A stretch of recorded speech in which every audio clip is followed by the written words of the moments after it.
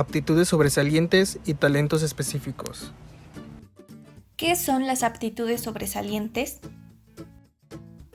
En México, en el año de 1982, la Secretaría de Educación Pública, SEP, identifica niños con capacidad intelectual muy superior, promoviendo de esta manera investigaciones para caracterizar a la población, lo que la lleva a definirlos como alumnos con aptitudes sobresalientes, siendo estos niños, niñas y jóvenes capaces de destacar significativamente del grupo social y educativo al que pertenecen en uno o más de los siguientes campos del quehacer humano: científico-tecnológico, humanístico-social, artístico o acción motriz. ¿Cuál es el modelo teórico de sustento? Se opta por el modelo teórico sociocultural, modelo que afirma que las aptitudes sobresalientes solo pueden desarrollarse por medio del intercambio favorable de los factores individuales y sociales. Caracterización de las aptitudes sobresalientes. Aptitud sobresaliente intelectual. Es la disposición de un nivel elevado de recursos cognitivos para la adquisición y el manejo de contenidos verbales, lógicos, numéricos espaciales, figurativos, entre otros. Los alumnos dan fácilmente soluciones adecuadas a las pruebas de inteligencia. Requieren de un número menor de instrucciones para realizar las actividades. Emplean lo aprendido previamente para adaptarse a las demandas de nuevos contextos. Aprenden con rapidez. Definen los conceptos con sus propias palabras. Resuelven problemas de complejidad mayor a los habituales y corrigen sus propios errores. Aptitud sobresaliente creativa. Es la capacidad para producir un gran número de ideas diferentes entre sí y poco frecuentes, lo que concreta en la elaboración de productos originales y novedosos como respuesta a situaciones y problemas planteados por el medio. Estas personas muestran fuerte autoaceptación y evaluación positiva de sí mismos, comportamiento que a su vez les lleva a buscar dentro de sí mismos las razones por las que han hecho bien o no tareas o problemas que se les presenten. Son tolerantes a la ambigüedad, lo que les permite perseguir soluciones originales a una tarea. Aptitud sobresaliente socioafectiva. Es la habilidad para establecer relaciones con otros, asociadas con sentimientos, intereses, motivaciones y necesidades personales. Tienen facilidad en realizar una tarea o un proyecto cuando es en grupo, lo que implica trabajar cooperativamente con más personas. Muestran capacidad para valorar el punto de vista de los demás, se adaptan bien en situaciones sociales, son cálidos y cuidadosos en las interacciones. Su personalidad atrae a otros, los cuales pueden estar liderados por él, destacando siempre por su habilidad para convivir con los demás, sean de la misma edad o adultos. Aptitud sobresaliente psicomotriz. Es la habilidad para emplear el cuerpo en formas muy diferenciadas con propósitos expresivos para el logro de metas. Implica hacer uso de habilidades físicas, motrices, cognitivas y afectivas sociales. Expresan con facilidad las emociones, ideas o valores que poseen mediante sus trabajos o actividades artísticas. En su tiempo libre, realizan actividades físicas o artísticas de su interés por periodos prolongados. Todo esto sin experimentar fatiga o cansancio.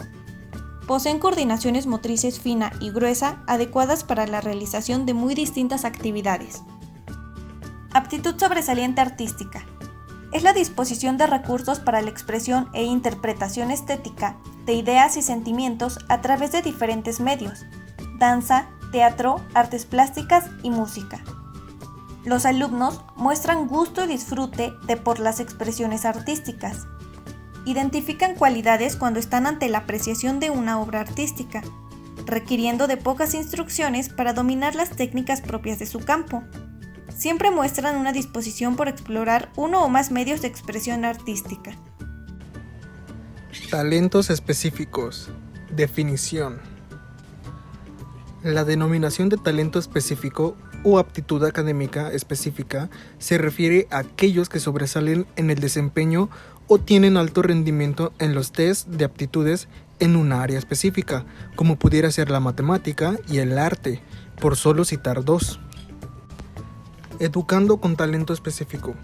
Es aquel que presenta un conjunto de competencias que lo capacitan para dominar la información en un área concreta, Lo esencial en el talento es que es específico, a diferencia de las aptitudes sobresalientes.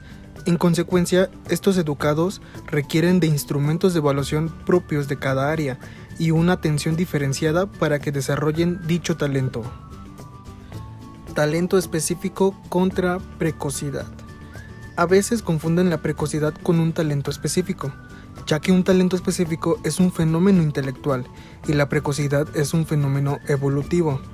Esto implica un desarrollo más rápido en los alumnos, ya que suelen manifestar un mayor número de recursos intelectuales que sus compañeros y compañeras, mientras los recursos intelectuales están madurando. Una vez terminada dicha maduración, su capacidad intelectual es completamente normal, acorde a su edad. Barreras para el aprendizaje y la participación.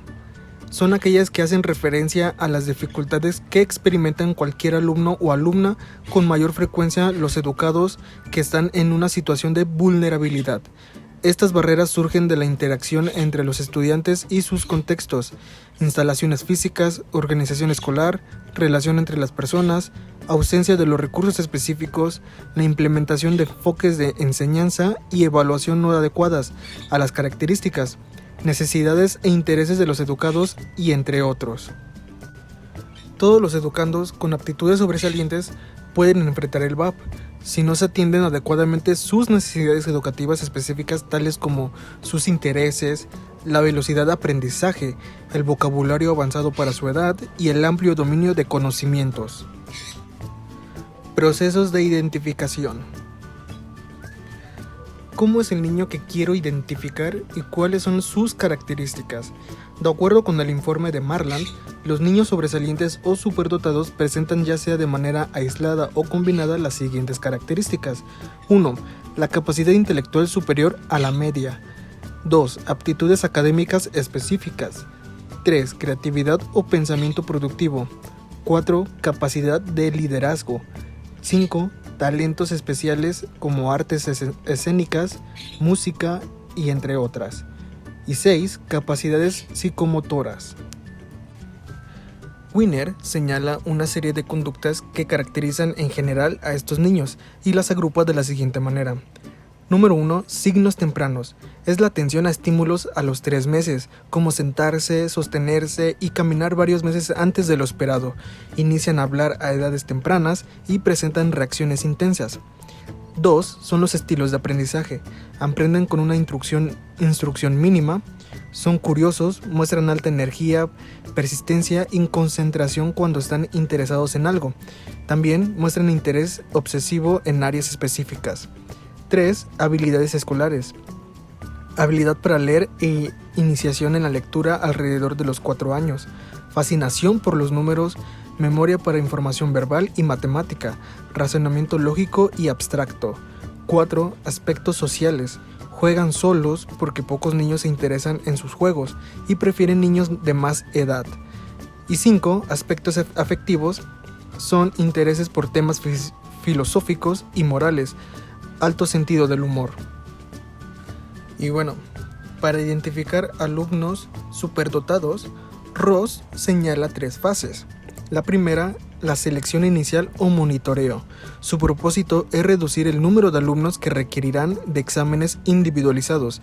En esta fase se le aplica a todos los alumnos pruebas de inteligencia y rendimiento académico, junto con las nominaciones de padres, maestros y compañeros. Esta fase funciona como filtro. La 2 es la verificación. Aquí se pretende clarificar y confirmar la superdotación o el talento. Se recomienda usar instrumentos de aplicación individual por ser mucho más finos.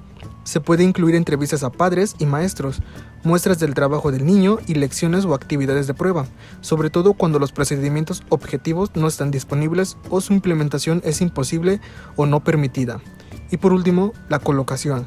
Se lleva a cabo solo cuando existe una gama de ofertas educativas para los alumnos que corresponden a sus capacidades e intereses. De igual manera, Castanedo coincide con Rost en las diferentes etapas que conforman este proceso, las cuales son 1. Búsqueda. Se utilizan nominaciones de los padres, maestros, orientadores, alumnos y del propio sujeto. Aquí todos los niños tienen la misma oportunidad de ser identificados y el propósito es que ningún niño que pueda beneficiarse con un programa quede fuera de él. 2. Screening. Su propósito es filtrar para reducir el número de sujetos para la selección. Entre las pruebas que más se utilizan se encuentran el Cognitive Abilities Test y las matrices progresivas de Raven. Número 3. Identificación.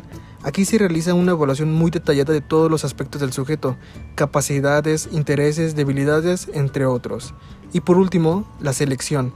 Esta se hace con base en los datos obtenidos y en acuerdo con el equipo de especialistas que han participado en todo el proceso. Ahora pasaremos con la explicación de las características que presentan los alumnos con doble excepcionalidad. Se le denomina alumno de doble excepcionalidad o doblemente excepcionales a aquellos que presentan altas capacidades junto a otro diagnóstico asociado. Bien pueden ser un espectro autista, un trastorno de déficit de atención e hiperactividad o bien dificultades específicas en el aprendizaje. Regularmente, la situación de estos alumnos en la mayoría es paradójica, ya que por una parte su competencia cognitiva por encima de la media encubre y dificulta el diagnóstico de su discapacidad asociada, y por otra parte sus dificultades específicas le impiden desarrollar todo su potencial, y en la mayoría de los casos su alta capacidad pasa desapercibida por parte de los profesores. ¿Sabías que existe la doble excepcionalidad? Que significa que un niño con aptitudes sobresalientes también puede tener otras excepcionalidades, como deficiencia auditiva, deficiencia visual, discapacidad motriz, algún trastorno de déficit de atención, con o sin hiperactividad, autismo, entre otras cosas.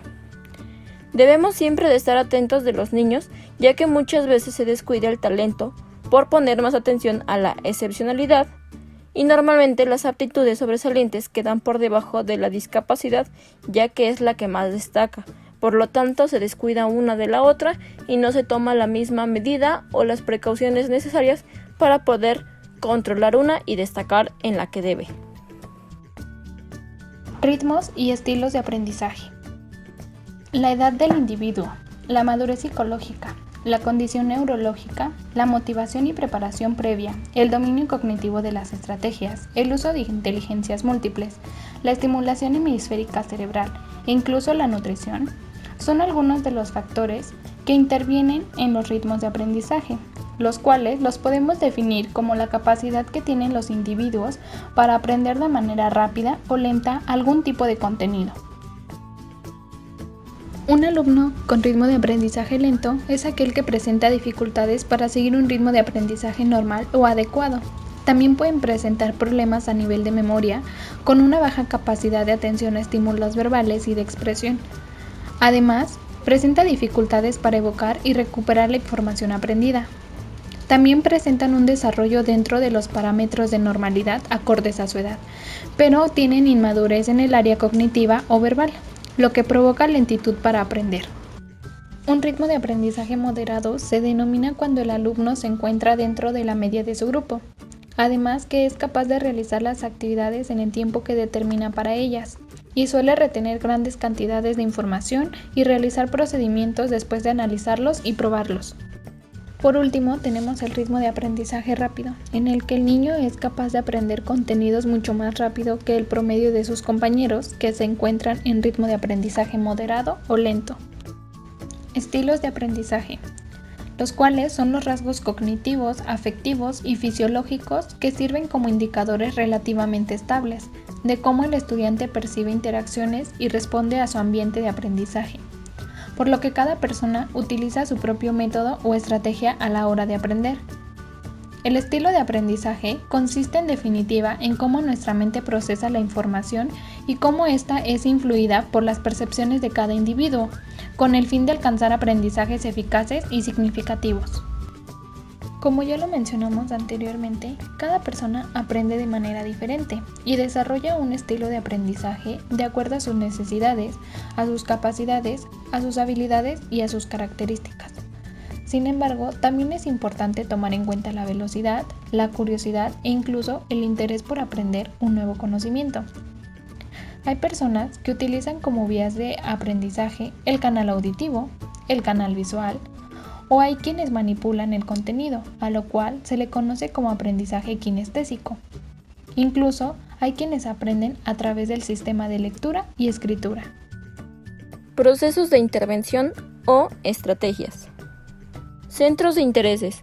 Los centros de intereses permiten al maestro desarrollar la autonomía en el proceso de aprendizaje, promoviendo que los alumnos continúen aprendiendo a lo largo de sus vidas, respetando las necesidades individuales, intereses, habilidades y niveles de conceptualización, así como los diversos estilos de aprendizaje que se dan en cada grupo. El trabajo con centros de intereses exige necesariamente una relación estrecha entre las actividades que se desarrollan y los planes y programas del estudio. Una de las características de estos centros es que permiten que el niño pueda investigar sobre lo que le gusta o lo que le llama la atención. Así el niño no tiene ninguna dificultad o algún problema en investigar sobre este tema, ya que es un tema de su interés, obteniendo información lo más general y lo más específico sobre este tema. Por ejemplo, si a mí me gustan los perros, mi investigación va a ser sobre los perros. ¿Cómo son los perros? ¿Cuántas especies de perros hay? Si los perros entienden algún idioma o algunas palabras del ser humano. ¿Cómo se comunican entre los perros? ¿Qué pueden comer los perros? ¿Qué es lo que les puede causar daño?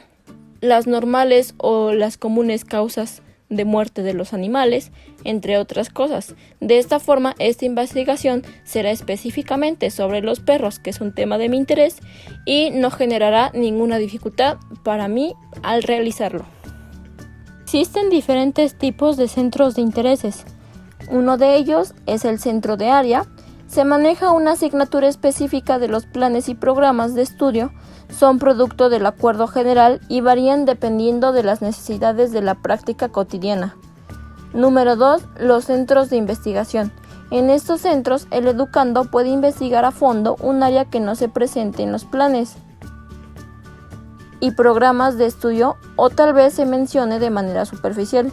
Se pueden conocer detalles e información que jamás se presentan en el aula regular. Número 3. Los centros para la diversidad en el desarrollo.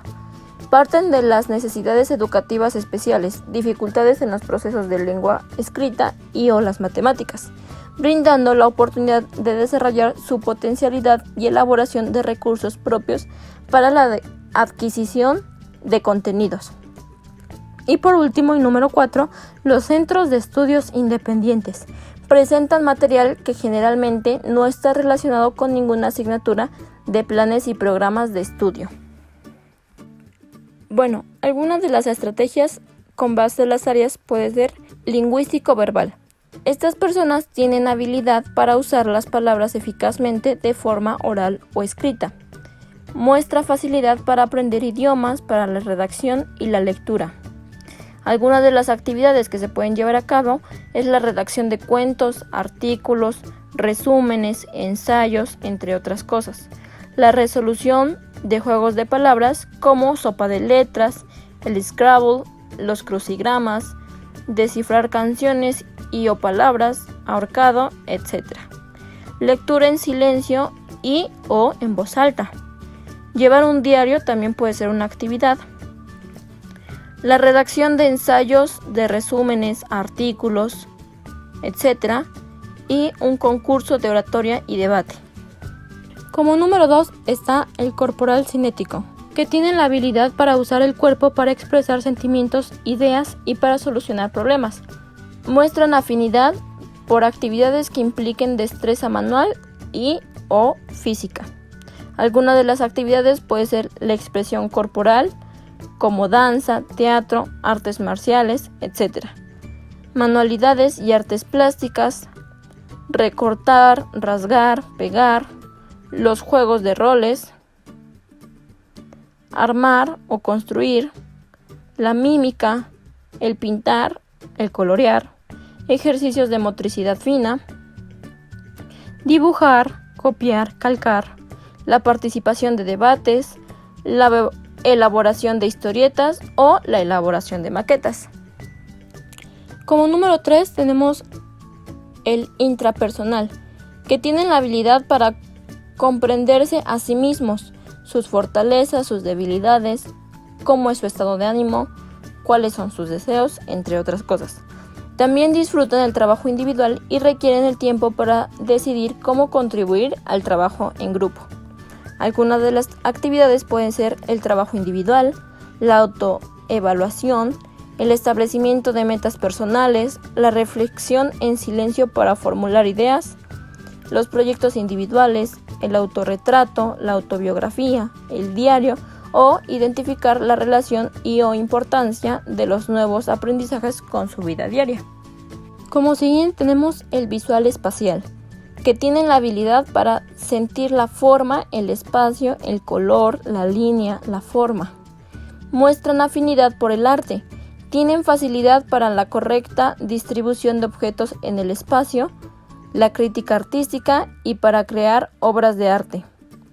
Algunas de las actividades pueden ser las manualidades, como puede ser también el origami, la elaboración de maquetas, el modelaje de plastilina, elaboración de collage, dibujos, pinturas, rompecabezas, encontrar la diferencia de objetos, de palabras, de animales, diseño de objetos y espacios, observar y criticar obras de arte y espacios, descripción de imágenes, explicar conceptos a través de dibujos, uso de tablas gráficas, diagramas, mapas, entre otras cosas, tomar o interpretar fotografías y la lectura de textos con abundantes imágenes que sean concretas o también pueden ser abstractas.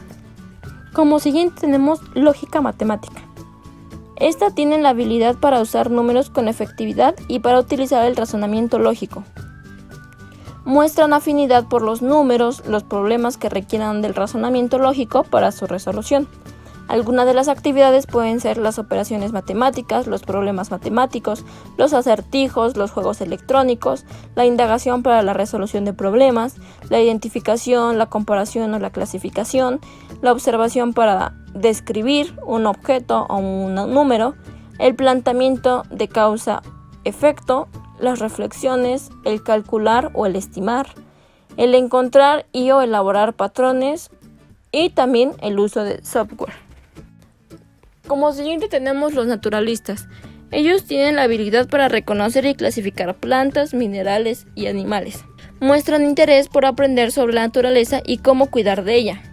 Alguna de las actividades puede ser el trabajo al aire libre con la naturaleza, trabajo sobre temas de ciencias naturales, trabajo sobre temas del cuidado del medio ambiente, elaborar y cuidar de un huerto, cuidar animales y plantas, paseos de exploración, categorizar y jerarquizar hechos y elementos de la naturaleza, representar procesos y ciclos presentes en la naturaleza, elaborar y comprobar hipótesis sobre enigmas y planteamientos sobre la naturaleza.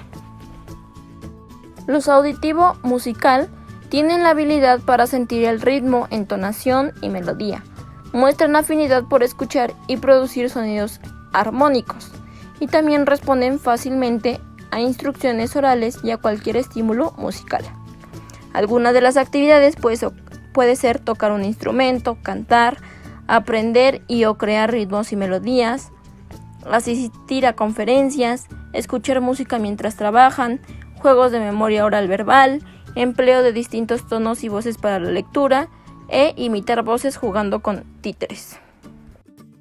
Como siguiente tenemos interpersonal, que tiene la habilidad para comprender los estados de ánimo, sentimientos, motivaciones e intenciones de otras personas.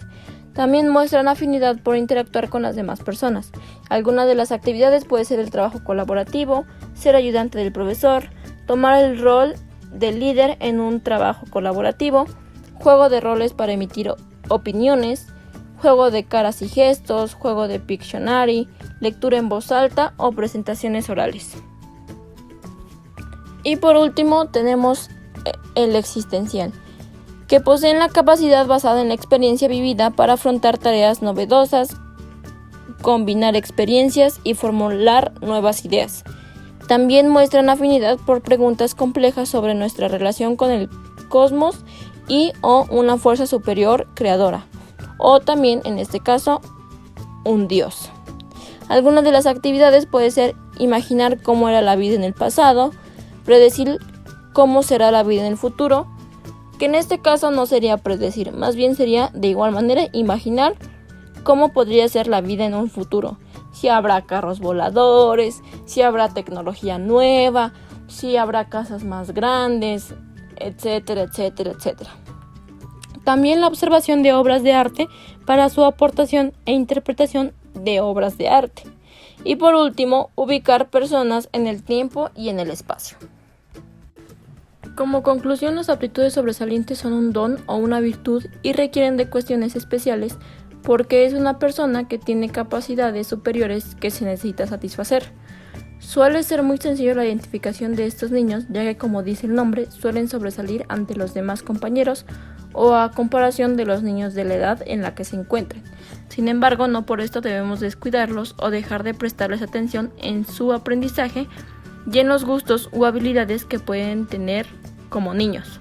No está de más decir que debemos enfocarnos en sus habilidades o en las cosas que sobresalen, pero de esta misma forma tampoco descuidar en lo que no sobresalen o lo que les cuesta más trabajo. Sin embargo, se debe trabajar ambas cosas y así, por lo menos en las que no sobresale, mantenerlas o darles un plus y elevarlas, y en las que sí sobresale, sobresalir en una cantidad mayor.